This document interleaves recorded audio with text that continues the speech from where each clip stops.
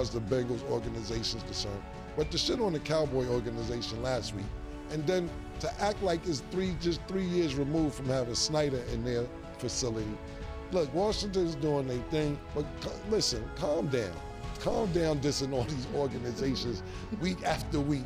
You come in for a different organization because Washington has some decent people in the building the last 3 years. Now every organization is terrible according to you. I don't know who's gonna be next week's stat. You better be careful. Maybe Pittsburgh organization is not doing good next week, or the week after murder, the Chiefs organization may not be doing good. According to Arabia, no organization right now is better than the Commander organization. That's my only problem with either one of y'all take. Yeah. Period. Yo, Cam, forget all of that. Who's your second team?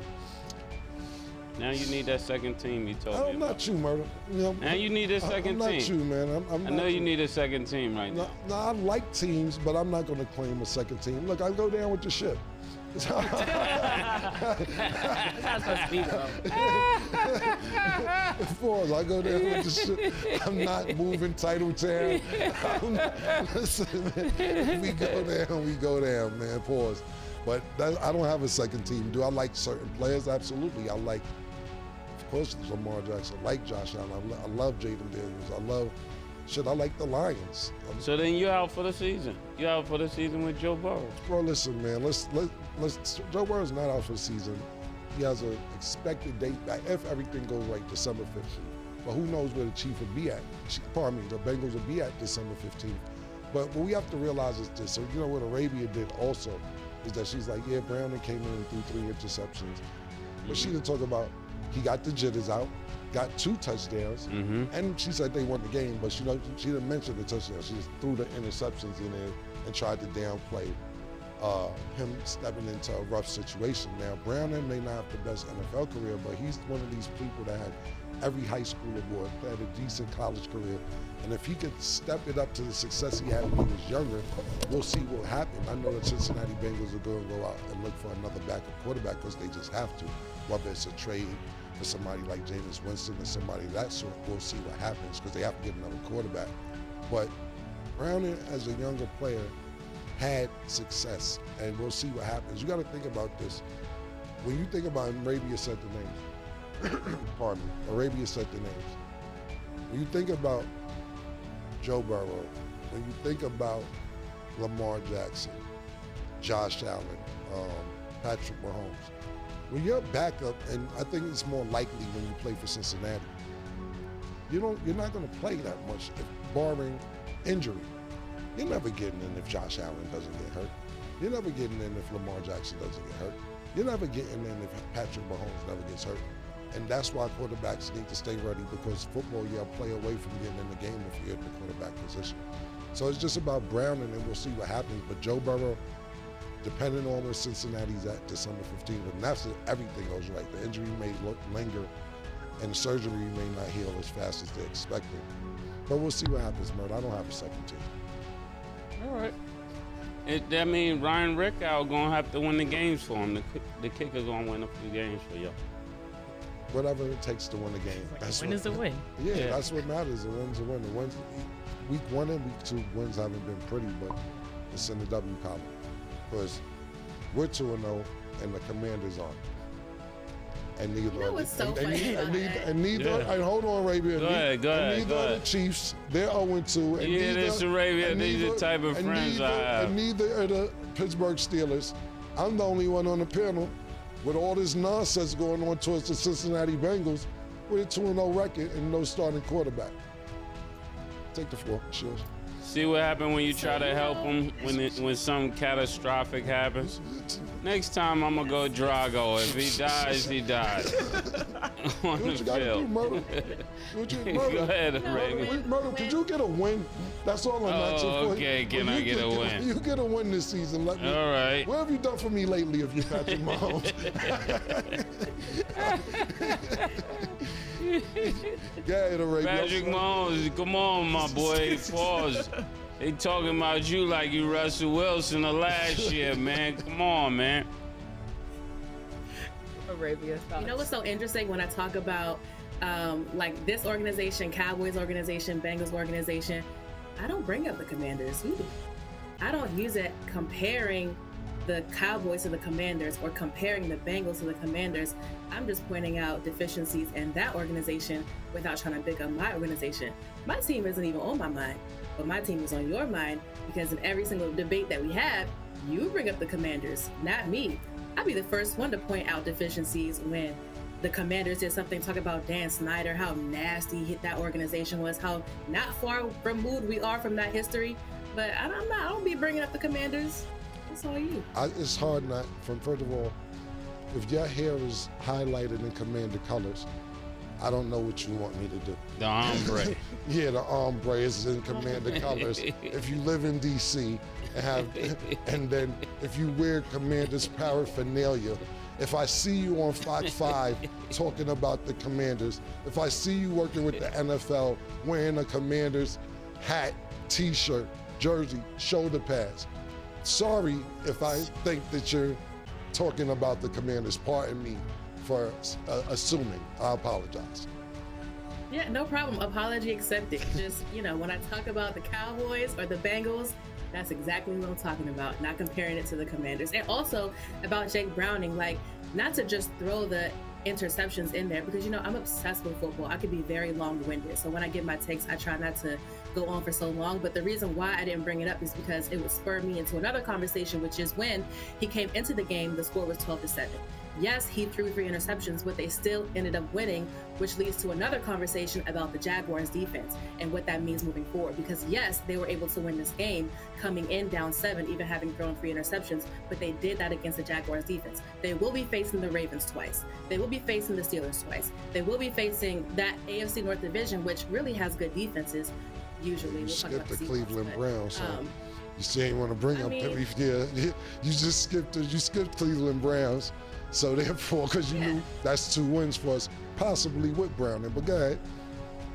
I agree. I think possibly that is a win with Browning for the Cleveland Browns. But anyway, not to downplay what he did and just talk about the interceptions and not the touchdowns, but just to say that would have spurred a whole other conversation. But Browning came in and he did what he had to do. He carried the team through that one game. So Arabia, what do we think the Bengals will be this year? 4-13. What number are we thinking? I would have to literally go game by game through the schedule to see how I think they match up, but certainly nowhere near where they would have been if Joe Burrow was in the game, obviously. I don't know if Jake Browning can carry the low balls the same way Joe Burrow was doing behind a poor offensive line with no run game and no defense. So, we'll see. Joe Burrow didn't have a good first game. It isn't like he killed for 400 or 500 yards week 1. They won barely week 1.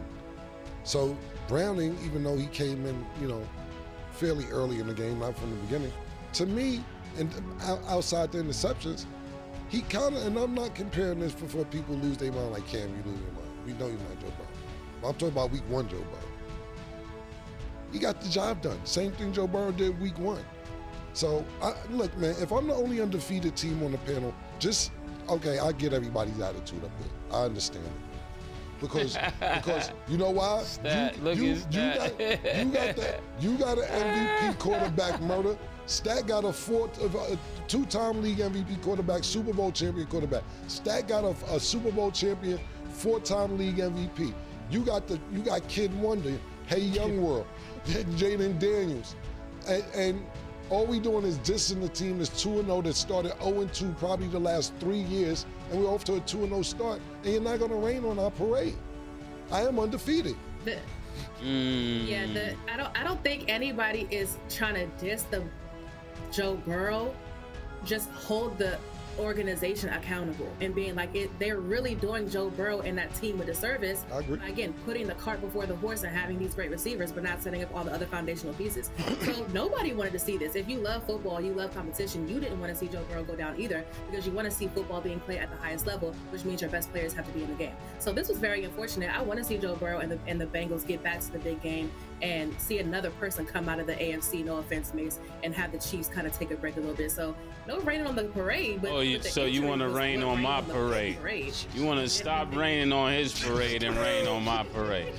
That's what you're saying. What side is everybody on? Y'all started off about half taking agreeing. a break. Then it was This at you. is then it was the at mentality that we go through every show, you know? But see, this is my problem right here. You don't get a Tom Brady without an injury. You don't get a Kurt Warner without an injury.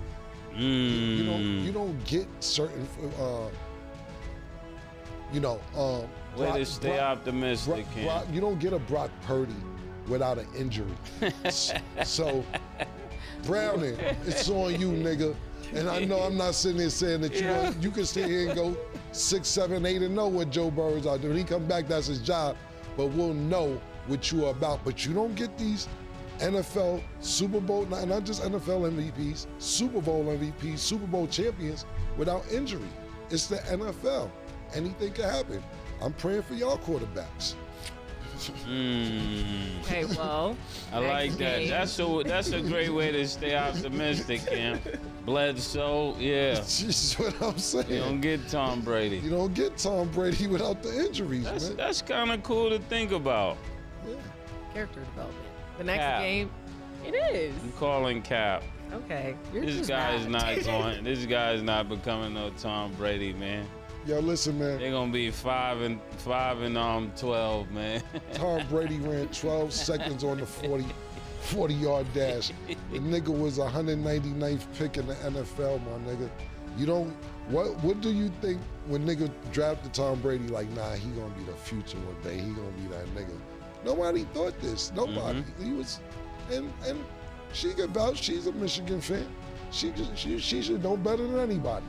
Nobody thought this was gonna happen to Tom Brady. Now I'm not saying that happens every day. You know what? Now that I think about it, that does make all the best players. All of the best players were not the best players.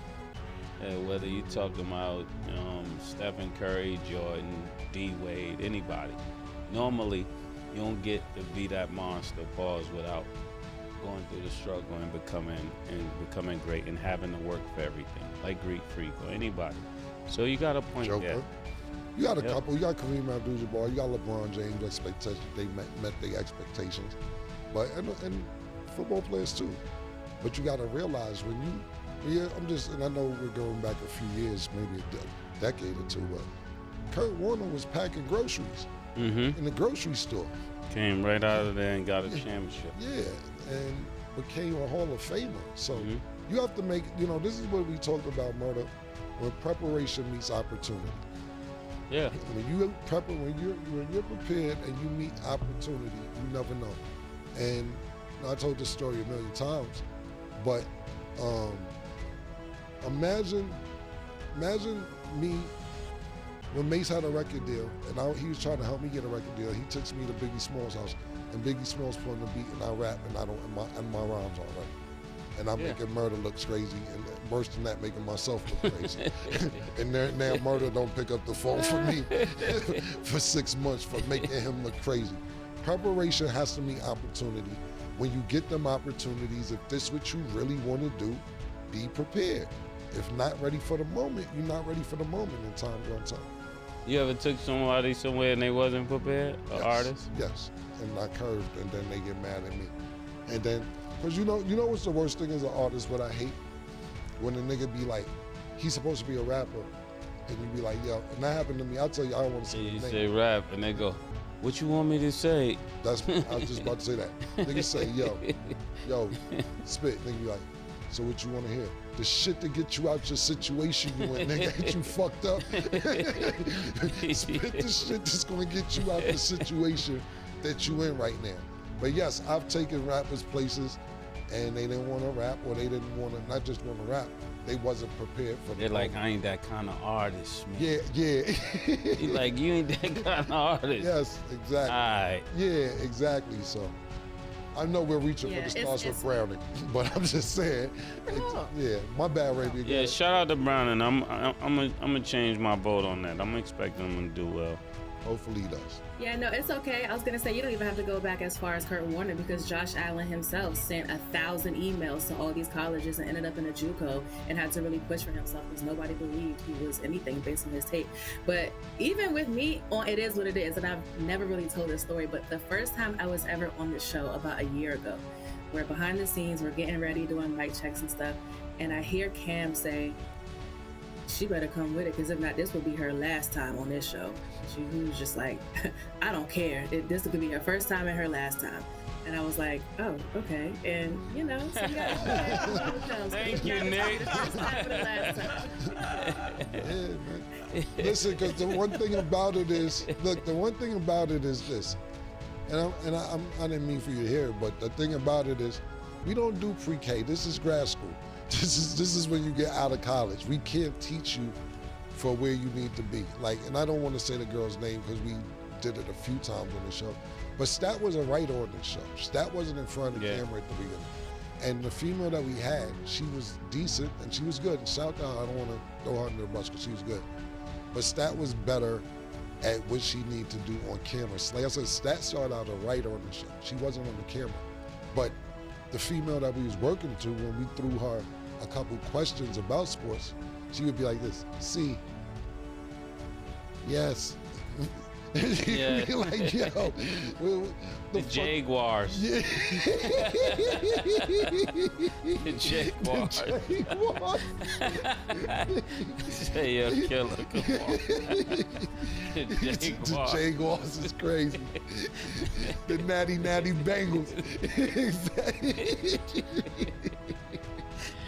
So, but she's a lovely girl and she's super dope personality, but we need you to be prepared, because at the end of the day, you have to think about this show in whole. And I tell people this all the time. I had a conversation earlier with somebody, and I talk about it probably once a month. If I go to somebody and say, yo, me and my best friend Murder want to do a sports show, could you fund it? They're gonna be like, what are you talking about? Y'all don't do sports. Yeah. Matter of fact, when was the last hour? Like, they're not gonna appreciate me telling them this. You have to show them sometime, and then when you show them, like, oh, nah, I was trying to call you. I was looking for you for a minute. Your phone, you changed your number? Because we've been trying to get in contact with you. And now the price is different from when I came to talk to you in the beginning. So, like I said, I didn't mean no harm by that if you overheard that, but we can do warm-ups over here. And you were way better than what we ever expected anyway. Mm-hmm. Thank you. Yeah, you do a super great job. Last thing I'll add, like we say, proper preparation prevents poor performance. The 5 Ps. Yes, and it's not even just preparation. Say that again. Proper preparation prevents poor performance. Proper preparation prevents poor It's called the 5 Ps. Why you roll your eyes? Cam. He's always trying to teach me something. It's called the 5 Ps. Hold on. First of all, Stat didn't make that up. That's why I knew it, brother. You know what it is? Murder just get mad when he never heard of nothing. That's what that's the whole shit. Come on, man. That's one of them things, man. It's that, you know how you got a little sister or something, they always try to tell you something. Yeah, Kim is always trying to teach me something. I was ad-libbing her We'll be boss. talking somewhere, it'd be like, yo, what Mace really means is like I can't talk or something. Yo, see, that's the problem. That's the problem with Murder, is that it isn't that he can't talk, it's that sometimes I need to translate it and dumb it down because his vocabulary may be too high. Let me tell you something, Stat, do you remember? I know you remember. Remember how he was about to get mad? He's about to get mad one day when I said you can't relate. And he was like, what you mean I can't relate? Real serious switch. And I was like, you can't relate. He's like, the nigga said, how you know what I can relate? But I can relate to. Yeah, that's serious too. Yo, I bet. And then Cam said, I got 4 hoes. Yeah, I can't relate. That's that nigga in real life. Yeah. But guys, did I finish what you said? I was saying yes, that is a real thing. Proper preparation prevents poor performance, and it's just a life lesson in general because yes, we come up here and we're talking sports and our takes and like, you know, everything. Yeah. But in addition to that, it's also camera present. Like there are so many factors that when you guys watch it, you guys are watching it as a production because that's what it is. But there are so many different elements when it just comes to like being on camera, preparing, like going out in places. It's a full body thing. It's not just we come up here and just spew things. So and it's a lot. Pause and finding your space, pause and rhythm. Like, you know, when somebody else talking and you don't agree with it. Yeah. And listen, let me tell y'all something else. Before, when I was like, not even out of the studio, I was trying to do it, the show, or I had it in mind. I know that some of the funniest niggas, some of the most educated niggas as far as sports is concerned, hilarious. When these lights and cameras hit niggas, they freeze. Yeah. This shit ain't for everybody. Niggas